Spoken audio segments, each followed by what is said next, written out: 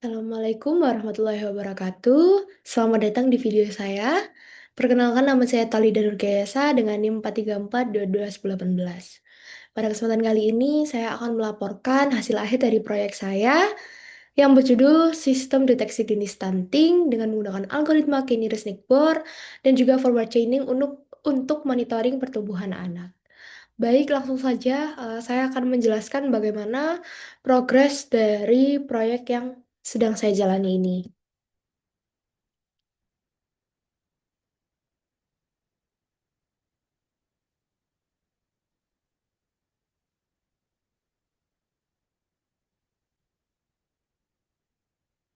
Baik, proyek saya ini berjudul Sistem Pakar Deteksi Dini Stunting berbasis website dengan Kenira Snakeboard dan forward chaining untuk memantau tumbuh kembang anak. Dalam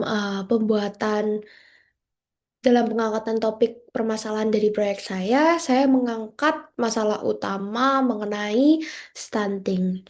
Nah, mengapa stunting? Sebenarnya di sini berangkat dari hati saya sendiri karena saya merupakan seorang perempuan yang nantinya juga pasti akan memiliki buah hati, memiliki keturunan yang mana saya tidak ingin keturunan saya itu mengalami stunting yang mana nanti di masa depan pertumbuhannya akan terhambat, kemudian dia tidak dapat mengembangkan ilmunya secara maksimal dan itu hal tersebut sungguh sangat mengganggu. Oleh karena itu, apabila deteksi dini dapat dilakukan secara secepat mungkin dan setepat mungkin diharapkan nantinya juga dapat memberikan intervensi secara lebih tepat dan cepat. Nah, stunting sendiri itu apa sih? Stunting sendiri adalah kondisi gagal tumbuh akibat kekurangan gizi kronis yang berdampak serius pada yang pertama, pertumbuhan fisik anak, yang kedua, perkembangan kognitif dan motorik anak, dan yang ketiga, produktivitas dan kualitas hidup di masa depan. Nah, berdasarkan data survei status gizi Indonesia pada tahun 2022, prevalensi stunting sendiri itu masih mencapai 21,6%, yang mana ditandai ada penurunan dari tahun 2021 yang angka stuntingnya itu mencapai 24,4%. Sedangkan pada tahun 2024 sendiri target stunting itu harusnya sudah mencapai 14%. Namun pada tahun 2025 sendiri nyatanya target stunting mencapai 14% sendiri itu belum tercapai. Nah, mengapa saya melakukan proyek atau membuat proyek deteksi dini stunting ini dikarenakan deteksi dini itu diperlukan agar intervensi gizi bisa dilakukan sebelum dampak stunting itu benar-benar terjadi ke anak. Dan dengan deteksi dini ini penanganan itu bisa lebih cepat, tepat, sesuai dengan sasaran dan waktu yang ada. Nah, berdasarkan masalah ini, saya mengangkat solusi dengan membuat sistem pakar dengan meniru logika pakar menggunakan klasifikasi status stunting dengan algoritma Kennery-Snake-Bor.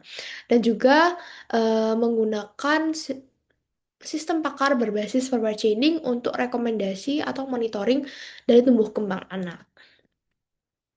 Berdasarkan dari latar belakang masalah yang saya usung ini, saya melakukan mini research dan muncullah 5 5 paper yang saya jadikan untuk bahan kajian dari proyek ini.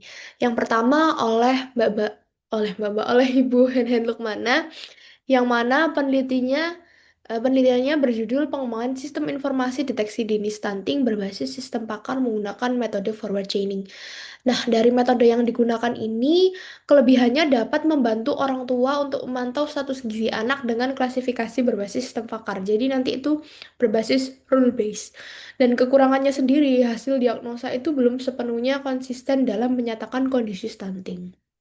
Kemudian yang kedua, di sini ada sistem pakar diagnosa kelainan stunting balita menggunakan metode K-Nearest-Neighbor berbasis web, yang mana metode ini memiliki specialty dengan menggunakan K-Nearest-Neighbor K sama dengan 3. Dengan akurasi prediksinya mencapai 96% yang sangat cocok untuk klasifikasi status stunting. Nah, kekurangannya sendiri belum dijelaskan karena integrasi sistem dengan layanan kesehatan itu belum dilakukan secara nyata, jadi belum terlihat benar-benar hasilnya. Dan yang ketiga, saya mengambil mini research dari Expert System of Coil Disease Diagnosis Using Forward Chaining Method. Kenapa saya mengambil research ini? Karena kan sepertinya sangat tidak berkaitan dengan klasifikasi status gizi anak ya.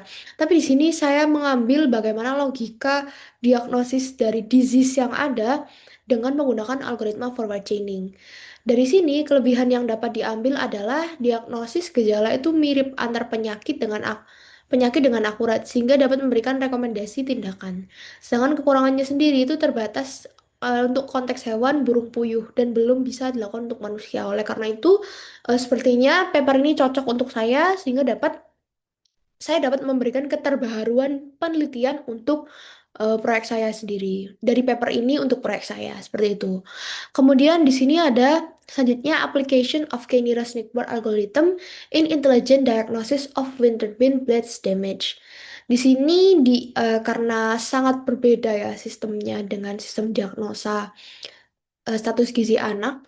Di sini metodenya sama menggunakan K-nearest-Nickbar, namun ada tambahan fitur fraktal yang mana ini adalah perhitungan untuk diagnosis dari wind turbine blades damage atau baling-baling turbin untuk baling-baling turbin pembangkit listrik tenaga angin seperti itu. Nah, kelebihannya sendiri itu akurasi diagnosis ini mencapai eh, nilai 98,9% pada sistem yang kompleks. Namun kekurangannya sendiri ini tidak relevan langsung dengan bidang kesehatan, tapi metodenya itu dapat diadaptasi. Dan yang terakhir, saya mengambil paper Kaiser-Snake Learning Based Diabetes Mellitus Prediction for e-health service. Dengan metode yang digunakan adalah Kaiser-Snake dengan prediksi dini diabetes dengan akurasi cukup yakni 75% berbasis e-health data. Namun, kekurangannya sendiri akurasi ini masih bisa ditingkatkan dengan fitur tambahan optimasi lainnya. Nah, dari sini, dari paper-paper yang ada, saya dapat mengambil kesimpulan bahwa penelitian sebelumnya itu memang sudah pernah dilakukan menggunakan penelitian sebelumnya mengenai sistem pakar diagnosa kelainan stunting pada anak itu sudah pernah dilakukan dengan Kenira-Snake-Bor. Mengapa? Karena dari penelitian-penelitian yang ada, seperti yang bisa dilihat, bahwa Kenira-Snake-Bor itu cocok untuk diagnosis, utamanya diagnosis untuk data yang numerik. Yang mana di sini kan perhitungan stunting itu menggunakan data numerik. Jadi sehingga ini sistem Kenira-Snake-Bor ini cocok untuk metode saya. Kemudian kenapa forward chaining? Di sini forward chaining itu juga bisa digunakan untuk diagnosis juga. Namun di sini saya akan gunakan kombinasikan untuk semakin akurat dalam menangani atau mencegah terjadinya efek samping dari stunting itu semakin jauh sehingga kita dapat melihat dulu apakah pertumbuhannya sudah sesuai. Apabila belum sesuai, maka intervensi apa yang bisa dilakukan. Jadi ada rekomendasi intervensinya seperti itu. Kemudian di sini saya melakukan pemilihan data untuk candidate snackbar-nya sendiri. Sumber yang saya ambil adalah dataset dari Kaggle yang isinya adalah faktor-faktor yang mempengaruhi stunting pada balita berdasarkan nilai antropometri. Antropometri itu apa sih? Antropometri adalah kaidah utama yang digunakan untuk mengevaluasi dimensi, keseimbangan, dan susunan tubuh manusia yang mana datanya ini berisi angka. Seperti itu. Nah, atribut utama dari dataset yang saya gunakan sendiri adalah yang pertama gender, adalah jenis kelamin, kemudian age, usia, birth weight, berat badan saat lahir, birth length, panjang badan saat lahir, body weight saat ini, atau berat badan saat ini, body length saat ini, atau tinggi badan saat ini, breastfeeding, atau riwayat menyusui, mengasihi, dan juga label dari stunting itu sendiri. Nah, selanjutnya untuk pemilihan data forward chaining sendiri, saya mengambil dari paper yang sudah tersedia sebelumnya, yang berjudul Implementasi Metode K-nearest Nickbar dan Forward Chaining untuk Monitoring Tubuh Kembang Balita. Nah, di sini atribut utamanya ada kode usia, kemudian kode kode usia, kemudian ada usia dalam bentuk bulan, kode numerik, dan juga kemampuan motorik anak. Seperti itu. Nah, mengapa saya memilih metode Candice Nickbur sendiri? Seperti yang sudah saya jelaskan tadi, algoritma ini tuh cocok untuk em, klasifikasi kesehatan yang mana datanya itu berisi nilai numerik. Nah, algoritma ini juga cocok untuk memprosesing data sesuai dengan karakteristik dataset faktor stunting, yang mana nantinya alur dari preprocessingnya sendiri adalah yang pertama, saya melakukan pengumpulan dataset, preprocessing data dengan mendeteksi nilai nol, menghapus nilai double, kemudian menghapus outlier, dan juga melakukan normalisasi. Apabila preprocessing data sudah selesai, saya akan membagi data menjadi pembagian dataset training dan juga dataset testing, dan saya akan melakukan grid search untuk menentukan nilai K atau variabel-variabel k-nearest neighbor yang terbaik. Kemudian di sini jadi satu sebenarnya untuk menentukan nilai K dan menentukan matrik jarak dengan grid search. Kemudian di sini saya melakukan training dataset, melakukan testing dan juga sudah selesai. Apabila proses scanner neighbor ini sudah selesai, maka saya akan lanjut ke yang forward chaining. Di sini digunakan untuk memberikan rekomendasi penanganan dan menarik kesimpulan dari hasil klasifikasi berdasarkan aturan dan fakta.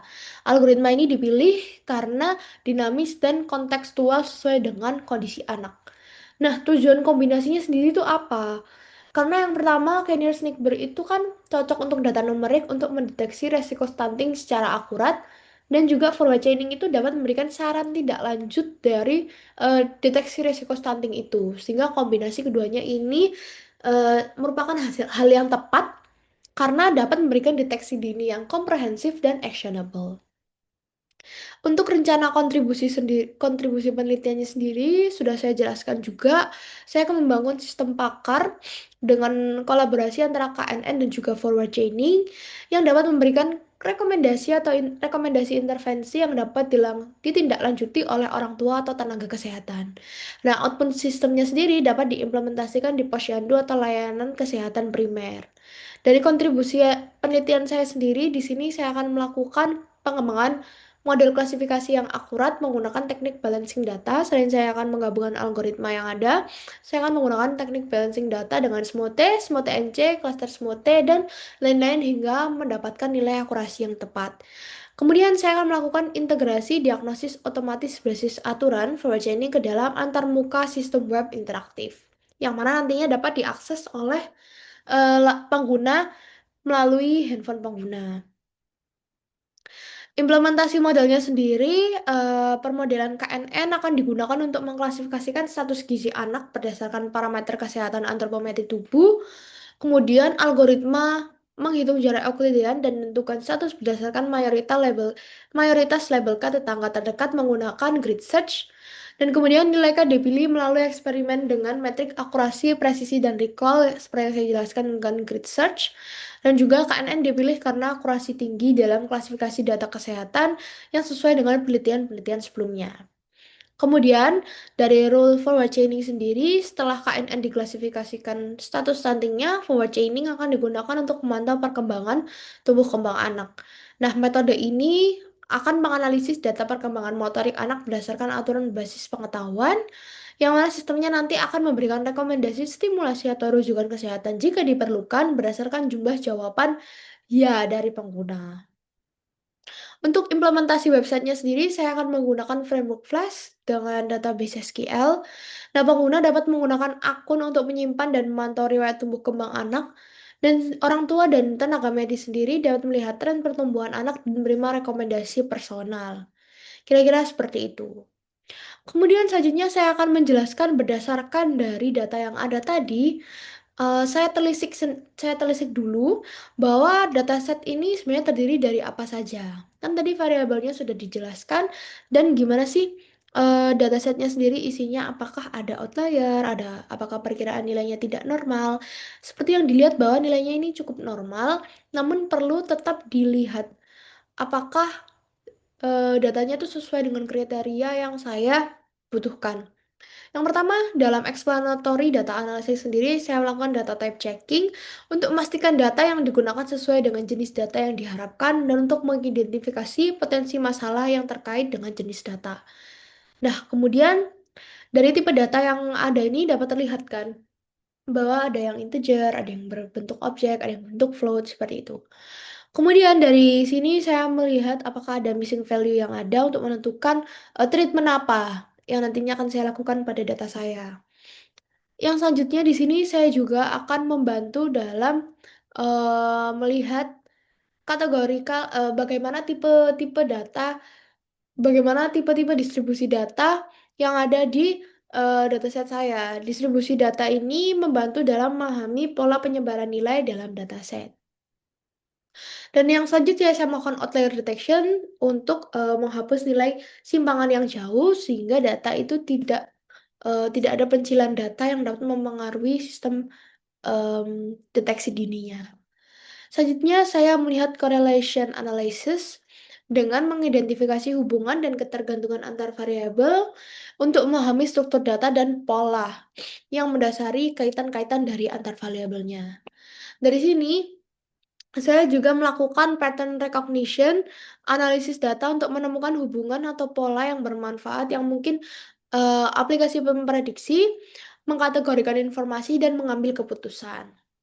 Dan selanjutnya, saya melakukan data quality assessment untuk memastikan akurasi, keakuratan, kelengkapan, konsistensi, dan kebergunaan data, karakteristik, struktur, dan komponen penting dari data. Kemudian di sini setelah saya melakukan explanatory data analysis, saya melakukan pengembangan model menggunakan em, Google Colab, yang mana tahapan penelitiannya itu yang pastinya seperti yang sudah saya jelaskan tadi, melakukan pengumpulan data, melakukan preprocessing, pembagian data training dan testing, melakukan grid search, training dan testing, kemudian selesai. Kita akan menyimpan model dengan nilai akurasi paling tinggi. Dataset yang saya gunakan, seperti yang sudah saya jelaskan, saya menggunakan dataset yang diambil dari Kaggle dengan variabel-variabel seperti berikut.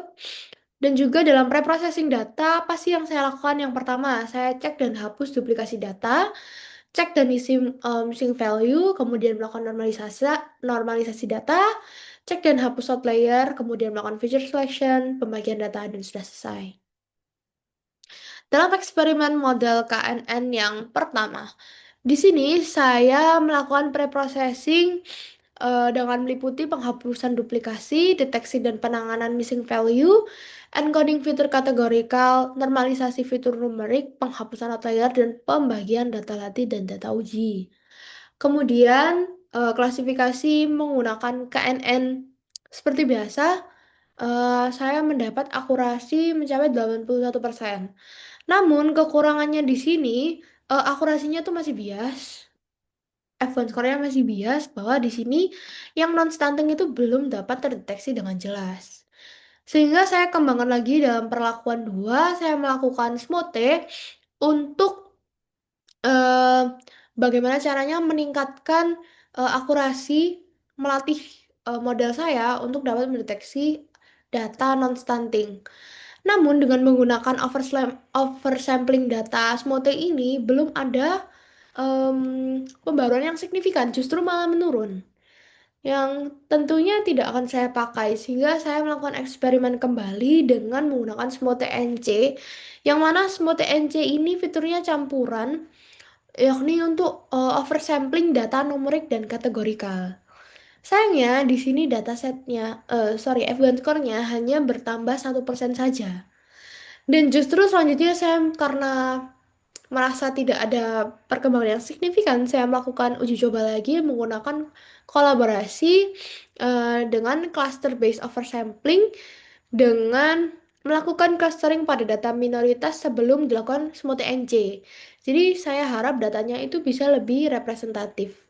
Namun malah semakin bias, akurasi non stuntingnya, bond score-nya malah mencapai nilai 0. Selanjutnya di sini akhirnya saya melakukan em, percobaan menggunakan ada SYN. Nah, dengan ada SYN ini saya menambahkan sampel sintetis pada data minoritas yang sudah diklasifikasi sehingga ada data sintetis yang ditambahkan pada data anak non-stunting. Hasilnya di sini F1 score-nya dapat bertambah hingga mencapai 79%, yang mana saya sudah melihat bahwa model saya ini sudah cukup baik. Namun saya rasa saya masih bisa mengembangkannya supaya akurasinya di atas 80%.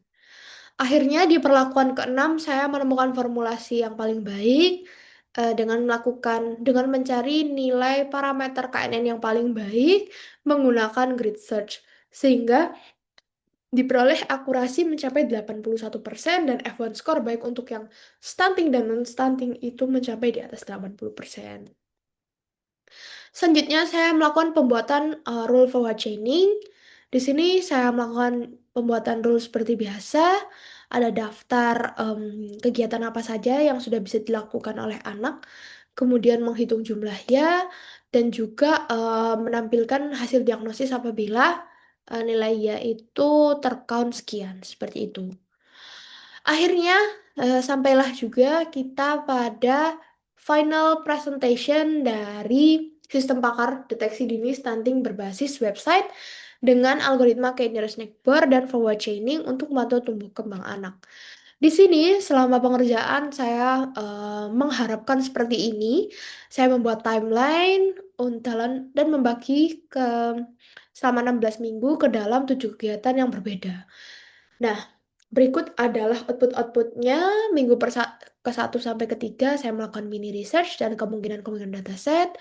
Minggu keempat sampai ke-6 saya melakukan penetapan dataset dan melakukan preprocessing data. Minggu ke-7 sampai ke-9 saya melakukan permodelan KNN. Minggu ke-10 sampai ke-12 saya melakukan penentuan role forward chaining. Minggu ke-12 sampai 13 saya membuat wireframe dan implementasi model dengan Flash.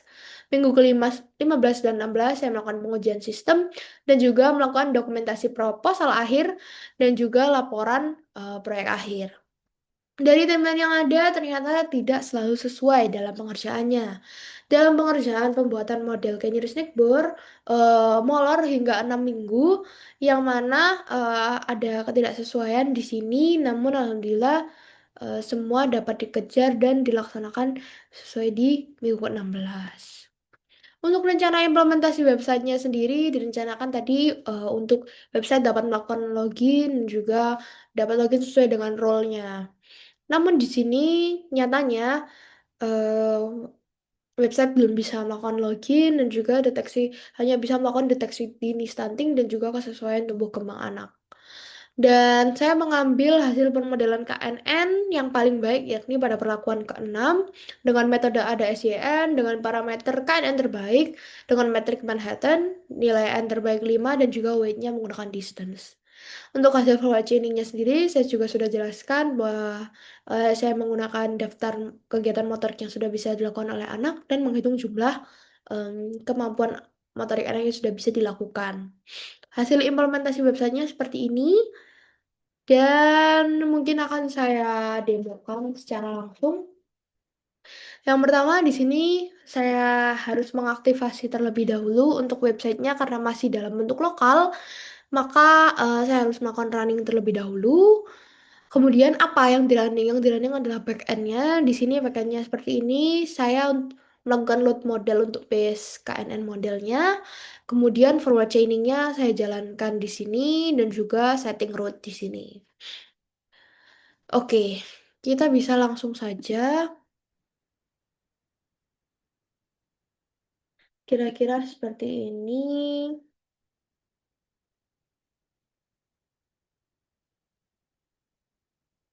Nah, di sini saya bisa melakukan asesmen kesesuaian tumbuh kembang anak. Nah, saya dapat melihat hasil dari diagnosanya seperti ini. Baik,